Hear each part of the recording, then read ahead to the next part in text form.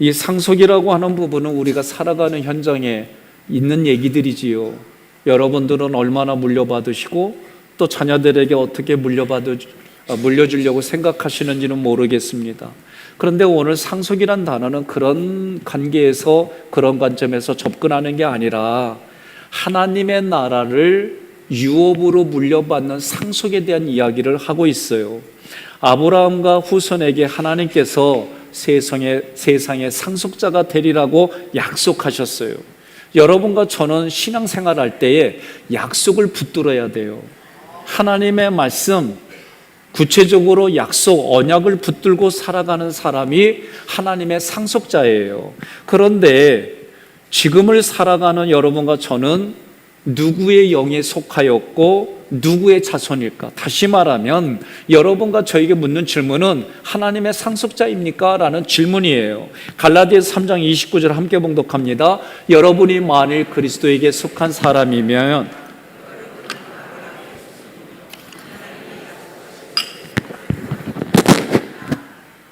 이제 잘 들려요? 감사합니다.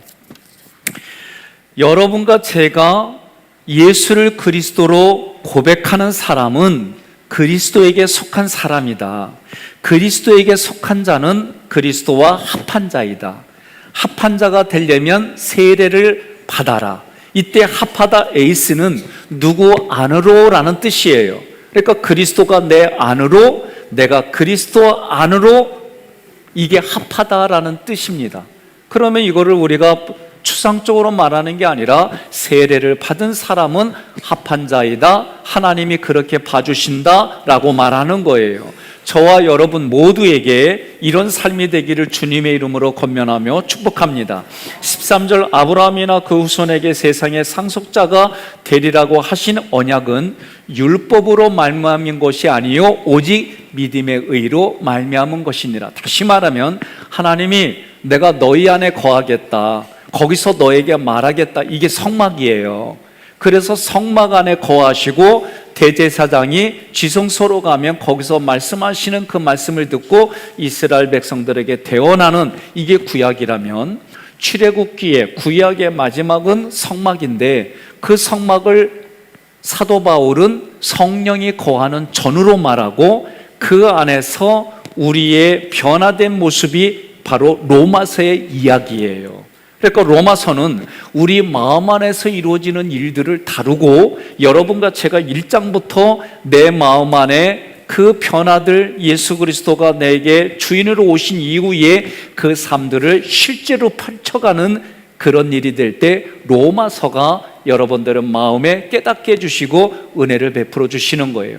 하나님이 너희와 거한다고 할 때 그것이 은총이고, 그 은총이 나하고 거하는 증거로 하나님이 은혜의 마음을 가지고 우리에게 믿음을 주신 거예요. 그래서 그 믿음으로 반응하는 사람들마다 그리스도에게 속했고 예수 그리스도로 고백하는 일들이 일어나는 거예요.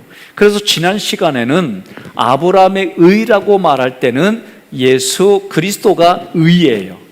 그래서 아브라함의 의는 예수를 그리스도로 믿고 예수를 그리스도로 기다린 거예요. 그런데 요한복음 8장에 예수님이 그런 아브라함을 만나 주셨다, 이게 믿음으로 이해가 되는데, 그 당시에 유대인들은 아니 50도 안 된 남자 예수가 이런 말을 하니까 사람이 미쳤다 이거예요.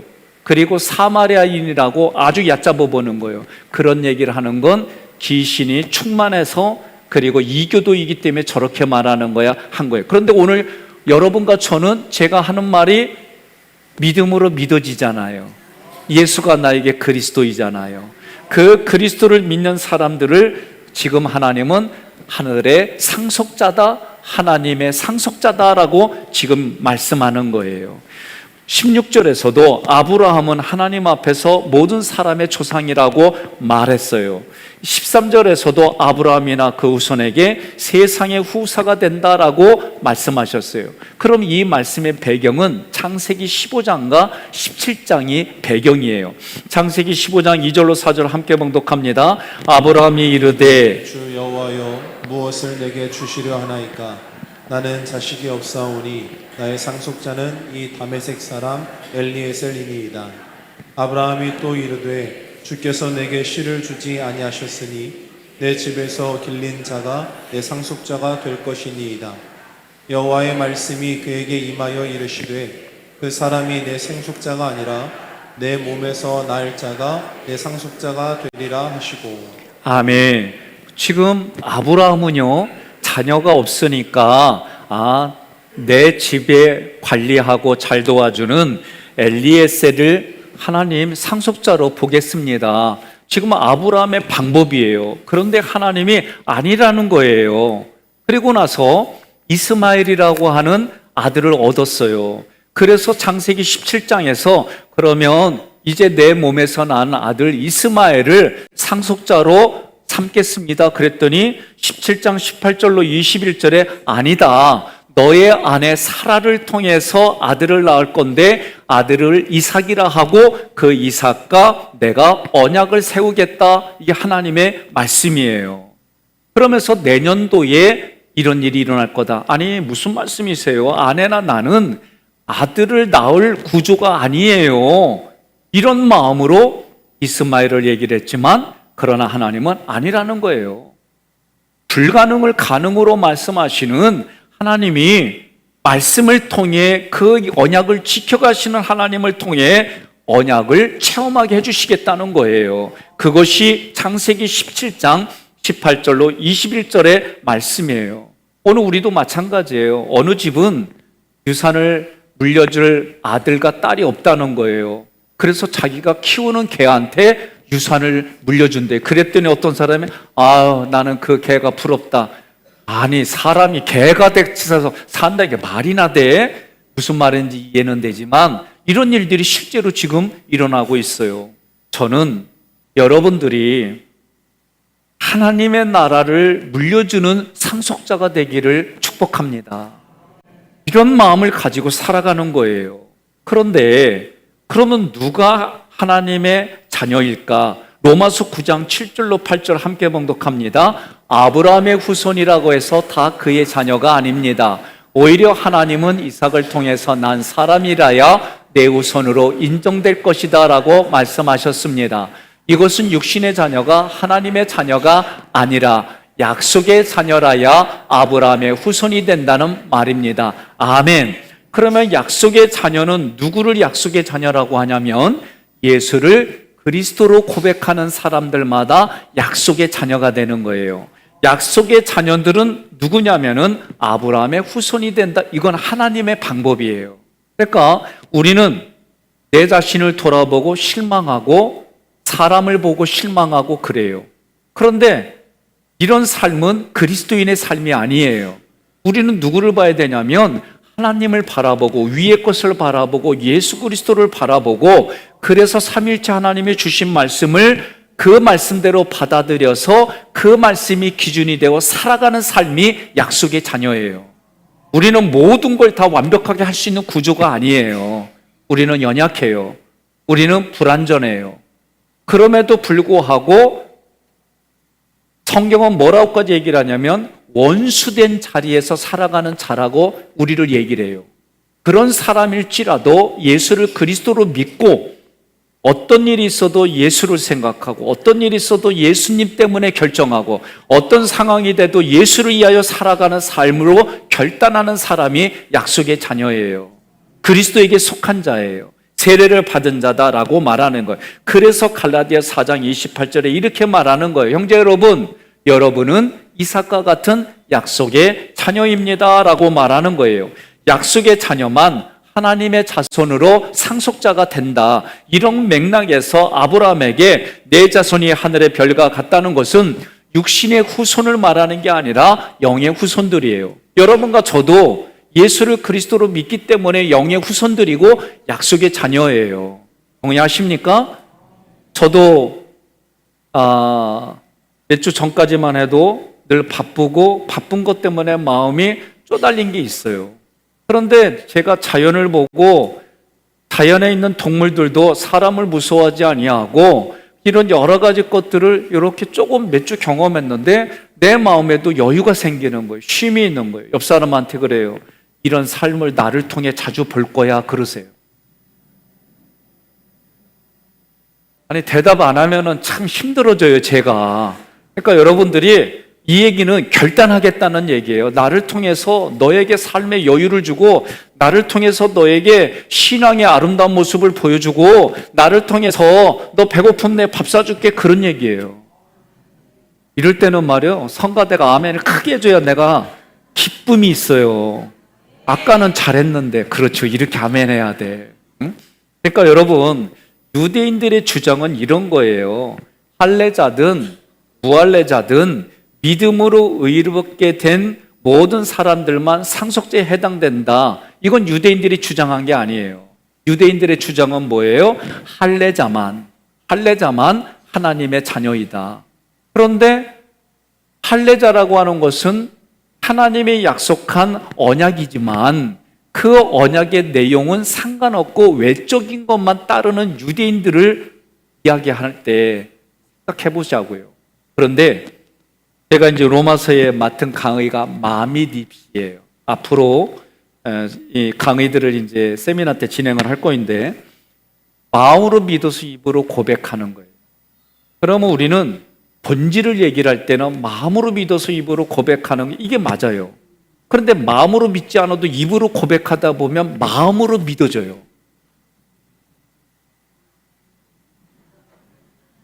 저는 아멘 해야 넘어가요.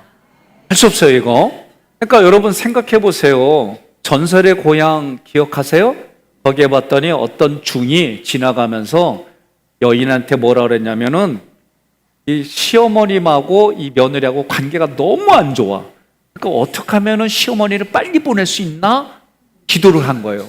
그랬더니 어느 날 중이 지나가면서 어머니에게 극진히 섬기면 어머니가 일찍 간다는 거예요. 그러니까 이 며느리가 극진히 섬기는 거예요. 마음은 뭐예요? 빨리 가라. 빨리 세상을 하직하라. 그런 마음으로 극진히 섬겼어요. 그랬더니 극진히 섬기다 보니까 어머니가 오래오래 살고 오래오래 사는 것이 익숙해지고 마음에서 오래 살기를 바라면서 섬기게 됐다는 전설의 고향이 있어요. 10월 달에 우리 교인 중에 이명숙 권사님이 계세요. 김효수 장로님 부인이라고 말은 안 하겠어요. 그분이 효부상을 타요.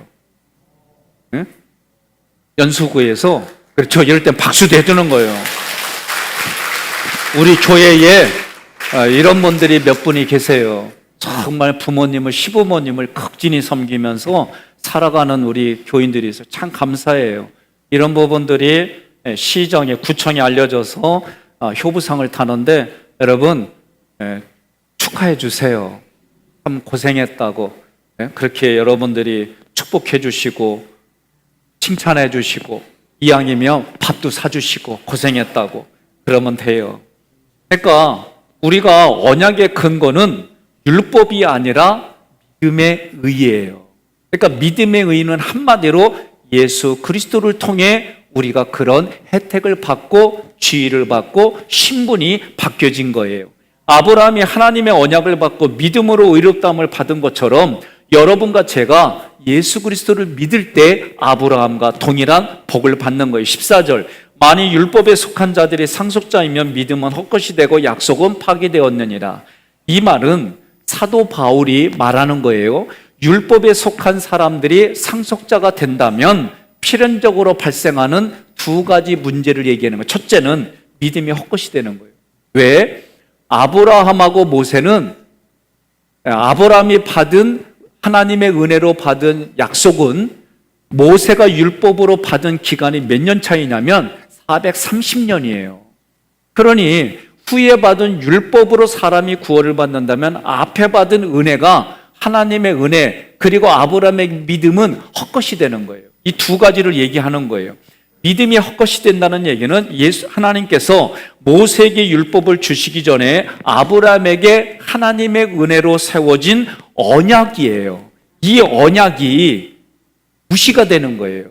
율법자가 율법으로 상속자가 된다면 아브라함에게 세워주신 약속은 해지되어서 믿음이 헛것이 되는 거예요. 두 번째로는 하나님의 은혜를 무가치하게 만드는 거예요. 율법의 준수로 의롭게 될 수 있다고 주장하는 율법주의자들은 오직 믿음으로 의롭게 된다는 이신득의 이신칭의 원리를 무시하는 거예요. 갈라디아서 3장 17절 함께 봉독합니다. 여기서 내가 말하려고 하는 것은 430년 후에 생긴 율법은 전에 하나님이 세운 계약을 취소시킬 수도 없고 그 약속을 무효로 할 수도 없다는 것입니다. 아멘. 15절은 로마서 4장 15절 율법은 진노를 이루게 하나니 율법이 없는 곳에는 범법도 없느니라. 그러니까 율법을 주기 전에는 죄가 죄인 줄 모르고 살았어요. 그러나 율법을 주신 이후부터는 말씀에 어긋나고 말씀의 대로 하지 않으면 그게 다 죄라는 게 깨달아졌어요. 그러니까 율법의 목적은 구원이 아니에요. 율법은 거울과 같아서 죄를 규정하고 죄를 드러나게 해요. 율법의 특성은 뭐냐? 그 모든 걸 다 지켜야, 완벽하게 지켜야 구원을 받는 거예요. 그런데 우리는 연약합니다. 불완전합니다. 심지어 하나님 앞에 원수된 자로 살아갔어요. 그러므로 사람이 율법에만 머무르게 되면 그 결과는 하나님의 진노밖에 없는 거예요. 그래서 로마서 3장 20절 함께 봉독합니다. 그러므로 율법의 행위로 그의 앞에 의롭다 하심을 얻을 육체가 없나니 율법으로는 죄를 깨달음이니라. 아멘. 16절에서 그러므로 상속자가 되는 그것이 은혜에 속하기 위하여 믿음으로 되나니 이는 그 약속을 그 모든 후손에게 굳게 하려 하심이라. 율법에 속한 자에게 뿐만 아니라 아브라함의 믿음에 속한 자에게도 그러하니 아브라함은 우리 모든 사람의 조상이라. 아멘. 이 말씀은 이런 거예요. 하나님이 나와 함께 하겠다. 이게 은총이에요. 예? 나와 함께 하겠다. 이게 하나님의 은총을 베풀어 주시는 거예요. 그 은총으로 인해서 내가 누리는 혜택이 은혜예요. 그래서 하나님의 은혜는 내가 누리는 혜택이 많아요. 그 중에 하나가 믿음이에요. 하나님이 우리에게 믿음을 주셔서 믿음으로 반응하는 거예요. 이게 혜택 중에 하나예요. 그러니까 여러분과 저는 이 자리에 앉아 있다는 자체, 예배 드린다는 자체가 믿음이 있는 거예요. 그러니까 자기 행실을 보고 언행을 보고 믿음이 없네, 믿음이 조금만 이러지 말아요. 하나님이 여러분과 저에게 예수를 그리스도로 믿을 수 있도록 은혜를 베풀어 주셨어요. 그게 믿음이라는 거예요. 그래서 하나님의 상속자가 되었다는 것이 말씀을 통해 설교를 통해 깨달아졌어요. 이게 하나님의 약속이에요. 그러니까 여러분, 부부는 뭘로 사는 거요? 예? 그렇죠. 약속으로 사는 거야. 많고 많은 여자 중에 저는 애보기한테 너는 내 아내야. 내가 당신에게 남편으로 살아갈 거야. 저 여자도 이 얘기 듣고 그런 얘기를 하는 거예요. 그래서 제가 질문해요. 이 다음에 태어나도 그럴 거지? 그런다고 얘기했어요. 내 기대야. 한번 이 얘기를 했더니 아내가 생각 좀 해보겠다. 나 그날부터 힘들었어요. 생각 좀 해보겠다는 얘기에 얼마나 힘들었으면 저런 말을 할까. 근데 여러분들은 다음에 태어나도 나하고 결혼할까 그러면 다들 아멘이죠. 나는 지금 김명철 장로님이 아니요라는 난 말을 못하겠어. 응? 김선범 권사님이 우리 장로님 다시 결혼하냐면 아니요라고 나온다고? 그런 얘기 하지 말어. 따님들도 있는데 그런 얘기하면 안 돼. 그러니까 여러분과 저는 다음 생에 태어나도 당신하고 결혼할 거야. 저는 진짜 이렇게 말한 분을 만났어요. 교육교에서 어느 권사님이, 그래서 내가 다른 분들은 생각해 보겠습니다. 아니요 그러는데 어떻게 그러냐 그랬더니 이분이 하는 얘기가, 목사님 내가 이놈한테 여지껏 익숙해졌는데 또 다른 놈한테 내가 얼마나 힘들라고. 나 그 얘기 듣고 제가 놀래가지고, 우리들 인생이라는데 신앙생활하는 분은 이렇게 말하면 안 돼요. 신앙생활하는 분은 내가 약속을 지키겠다고 약속했기 때문에 이 약속을 끝까지 지키는 게 신앙이네요. 왜? 우리는 결혼식이 있을 때 제가 뭐라고 그래요? 하나님과 나의 연합을 결혼으로 상징을 두고 이 결혼식을 진행하는 겁니다. 그래서 결혼식에 서 있는 남자와 여자가 평생토록 흰머리가 될 때까지, 하나님이 죽음으로 갈라놓기 전까지 나는 이 사람과 부부로 살아가겠습니다. 약속을 지키는 게 결혼 생활이에요. 그러니까 많은 분들이 사랑으로 삽니다, 정으로. 아니야. 뭘로 사는 거요? 약속으로, 언약으로 사는 거예요. 그러니까 하나님과 우리 관계도 하나님이 나를 언약으로 기다려주고 언약으로 함께 주는 거지, 우리가 이 약속을 붙드는 이유가 여기 있는 거예요. 그래서 이 약속이 깨달아져서 알게 되는 것이 하나님의 은혜이다. 그 은혜 앞에 나는 노력하고 애쓰는 것을 진리로 살아간다라고 말하는 거예요. 내게 하나님의 은혜가 깨달아지는 것은 하나님께서 예수 그리스도를 통해서 내게 주신 믿음으로 우리는 반응하는 거다. 그러니 하나님의 은혜를 베풀어 주시면 나는 믿음으로 반응하는 거예요. 그래서 여러분과 제가 말씀을 읽고 성경을 읽어가면서 깨달아질 때 하나님이 깨닫게 해주신 거예요. 그런데 간혹 이런 분이 있어요. 뭐라고? 예? 나는 왜 안 깨달아지냐고. 예? 그렇게 얘기하면서 슬퍼하는 분이 있어요. 슬퍼하지 마세요. 아직 하나님의 때가 아닌 거예요. 그때 이렇게 말 한마디만, 자기에게 얘기만 해도 여러분의 마음에 평강이 넘치는 줄 믿으시기를 바랍니다. 그래서 16절을 다시 한번 말씀을 드리면, 하나님의 상속자가 되는 것은 오직 하나님 쪽에서 은총으로 우리에게 거해 주시기 때문에 그 은총으로 내가 누리는 은혜로 혜택을 누리는데 내가 무슨 자격, 공로가 있는 것이 아니라는 거예요. 여러분 자녀들이 한때는 막 그 사춘기를 겪으면서 힘들게 하고 어렵게 하는 일들이 다 겪잖아요. 네? 그때 어떤 마음이 들어요? 많은 분들이 얘기하는 게 뭐냐면, 그때서 자기도 부모님 앞에 있었던 그때의 나이로 생각을 해본다는 거예요. 나도 그랬지. 그러면서 지금 나한테 거역하고 반항하는 자녀를 품어간다는 게 대부분 부모님들의 말씀이에요. 저도 자녀들이 다 이해하면 얼마나 좋아. 가끔은 아니요 하기도 하고, 아빠는 손 없어? 아빠는 발 없어? 막 이러면은요, 아, 내가 저거를 위해서 내가 밥을 먹였나? 막 이런 마음이 때로는 올라와. 나만 그래요? 아, 좀 반응을 보여줘야 나도 좀 얘기하지.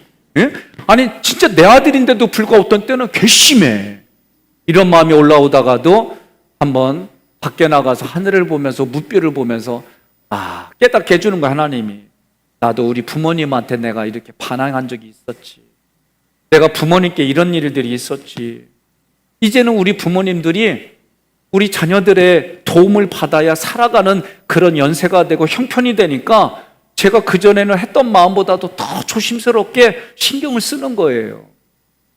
제가 아버님 태어나면서 요양원으로 가는 거기에 제가 구급차에 같이 타가지고 이런저런 얘기를 나누는 거예요. 참 마음이 그랬어요. 울컥하면서도 아버지하고 이런저런 얘기를 하는데, 거기에 구급대 간호사분이 계세요. 식사는 했냐고 그랬더니 우리 아버지가 하는 말이 안 줘서 못 먹었대. 그래서 내가 그 얘기 듣다가 분명히 조금 아까 식사했다고 들었거든? 그 뭐라 그래요? 그래서 그래요, 아버지 도착하면 또 식사하게 해드릴게요. 그러고 갔지.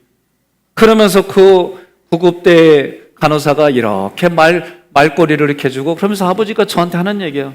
아들, 나 집으로 보내줘. 응? 집에 가겠다. 그래서 집에 가면 아버지 케어할 분이 없어요. 그랬더니 아버지 하는 말이, 네 엄마 있잖아.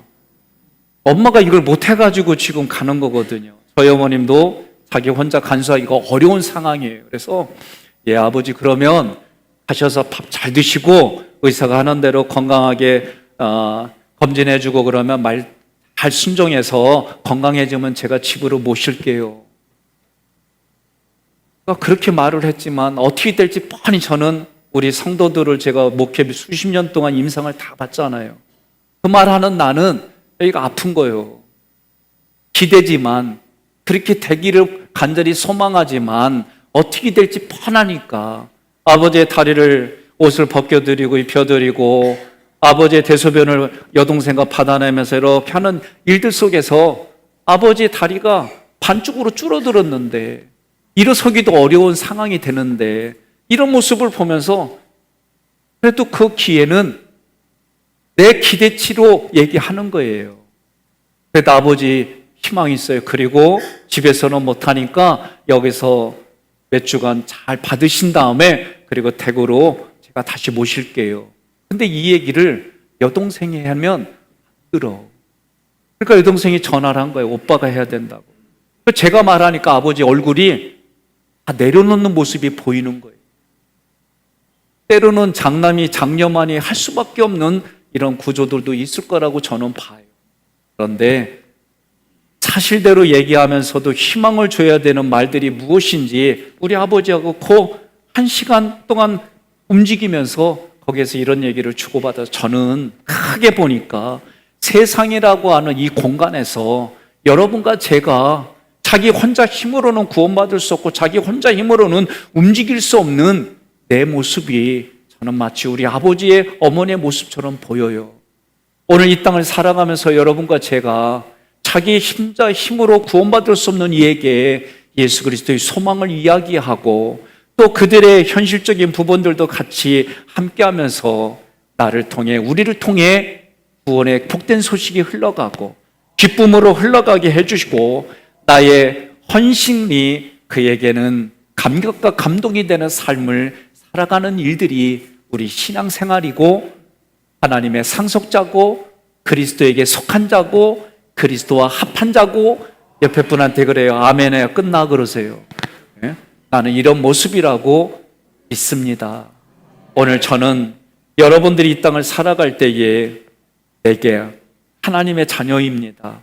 내가 그리스도와 함께한 상속자입니다. 하나님의 유업을 이을 자입니다. 그래서 우리는 하나님의 상속자로 살아갑니다. 로마서 8장 17절, 갈라디아서 4장 7절 함께 봉독합니다. 자녀이면 또한 상속자, 곧 하나님의 상속자요 그리스도와 함께한 상속자니 우리가 그와 함께 영광을 받기 위하여 고난도 함께 받아야 할 것이니라. 그러므로 내가 이후로는 종이 아니요 아들이니 아들이면 하나님으로 말미암아 유업을 받을 자니라. 아멘. 사랑하는 성도 여러분, 여러분과 저는 나의 어떤 공로, 행위를 통해 구원받은 것이 아닙니다. 하나님이 먼저 여러분과 저를 의롭다 해주셨고 그 의롭다 하는 방법으로 예수를 이 땅에 그리스도로 보내주셔서 우리는 그 그리스도를 누군가를 통해 전달받았어요. 그리고 마음으로 믿어서 입으로 고백하기를 예수가 나의 그리스도입니다. 그래서 예수님이 오셔서 죄인인 나를 위해 십자가에 달려 돌아가시고 우리에게 첫 열매로 부활하셔서 우리들에게 부활의 신앙을 주시고 이제 하나님 보좌 옆, 예수님의 보좌 옆, 그 보좌 옆에 여러분과 저의 보좌를 만들어 주시려고 승천하셨습니다. 우리는 예수님의 십자가 부활 승천을 마음으로 믿어서 입으로 고백합니다. 중요한 것은 구원받았습니다. 그리고 내가 마음대로 살아요. 죄도 짓고 내가 하고 싶은 대로 그런 삶이 아니에요. 여기에 머물러서 이게 반복이 되는 삶이 아니라 이제부터는 내가 구원받은 자로 예수님 때문에 예수님을 이해하여 예수님의 영광을 위하여 내 배우자에게 자녀들에게 내가 만나는 사람들에게 희생하고 헌신하는 일들을 통해 구원받은 자의 아름다운 삶을 보여주기를 여러분과 제가 결단하기를 소망합니다. 오늘 그런 결단을 가지고 말씀을 요약을 해보았습니다. 믿음으로 얻는 상속자. 본문은 하나님께서 아브라함과 그 후손에게 세상의 상속자가 되리라고 약속하셨어요. 첫째, 약속의 자녀만 하나님의 자손으로 상속자가 됩니다. 함께 봉독합니다. 바울은 믿음으로 의롭게 된 모든 사람들만 상속자에 해당된다고 선포했습니다. 그러므로 약속의 근거는 율법이 아니라 믿음의 의입니다. 아브라함이 하나님의 언약을 받고 믿음으로 의롭다함을 받은 것처럼 여러분과 제가 예수 그리스도를 믿을 때 아브라함과 동일한 축복을 받습니다. 둘째, 율법에 속한 자들이 상속자가 된다면 필연적으로 두 가지 문제가 발생합니다. 1. 믿음이 헛것이 됩니다. 2. 하나님의 은혜를 무가치하게 만듭니다. 오늘 내용의 세 번째로 상속자가 된다는 것은 하나님의 약속이고 은혜입니다. 하나님의 상속자가 되는 것이 하나님의 은혜입니다. 우리가 무슨 자격과 공로로 받는 것이 아닙니다. 함께 봉독합니다. 우리는 오직 믿음으로 상속을 받습니다. 이는 하나님께서 아브라함에게 언약하신 약속에 근거합니다. 이런 내용을 가지고 믿음으로 고백하겠습니다. 믿음으로 하나님 나라의 유업을 상속받아 하나님께 영광 돌리는 삶을 살겠습니다. 아멘.